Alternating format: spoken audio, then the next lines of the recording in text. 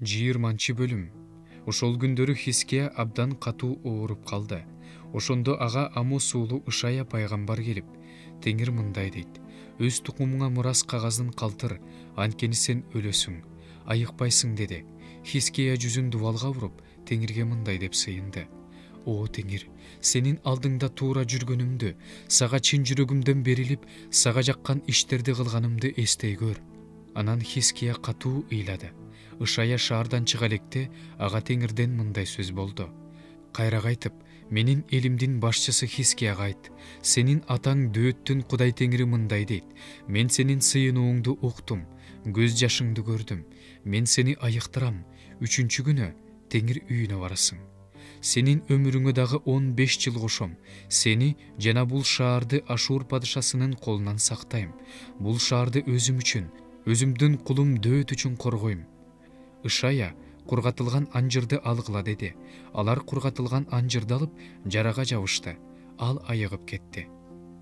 Ошондо Хиския Ышаядан мени Теңир айыктыраарын, 3-чү күнү Теңир үйүнө бараарымды билишим үчүн кандай жышаан берилет деп сурады. Ышая ага: өз айткан сөздү аткараарын ырасташ үчүн Теңир берген жышаан бул: көлөкө 10 тепкич алдыга жылсынбы же 10 тепкич артка жылсынбы деди. Хиския: көлөкөнүн 10 тепкич алдыга жылыш оңой. Жок, көлөкө 10 тепкич артка жылсын деди. Ышая пайгамбар Теңирге сыйынып, Ахаздын тепкичтеринен түшүп келе жаткан көлөкөнү 10 тепкич артка жылдырды.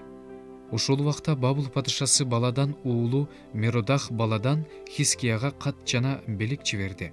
Анткени Хискиянын ооруп жатканын уккан.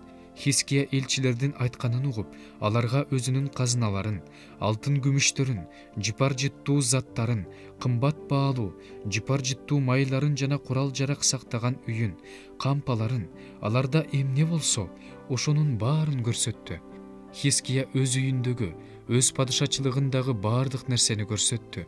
Аларга көрсөтпөгөн нерсеси калган жок. Ошондо Ышая пайгамбар Хиския падышага келип: бул кишилер эмне дешти? Алар сага кайдан келишти деп сурады.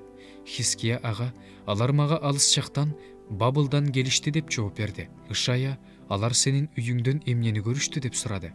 Хиския: алар менин үйүмдө эмне болсо, ошонун баарын көрүштү. Менин казыналарымда аларга көрсөтпөгөн нерсе калган жок деп жооп берди. Ошондо Ышая Хискияга мындай деди: Теңирдин сөзүн ук. Сенин үйүңдө эмне болсо, ошонун баарын, ата-бабаларың ушул күнгө чейин эмне жыйнап келишсе, ошонун баарын Бабылга алып кетүүчү күндөр келет. Эч нерсе калбайт дейт Теңир. Сенин тукумуңдан, сенин уулдарыңдан алып кетишет. Алар Бабыл падышасынын падыша сарайында эбнух болушат.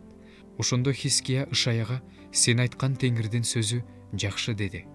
Ал: менин өмүрүм өткүчө тынчтык жана жыргалчылык болот деп ойлогондуктан ушинтип айтты. Хиския жөнүндө анын баардык эрдиктери, көлмө жана арык казганы, шаарга суу киргизгени жөнүндө Жүйүт падышаларынын тарых китебинде баяндалып жазылган. Хиския ата-бабаларына кошулду. Анын ордуна уулу Менаше такка отурду.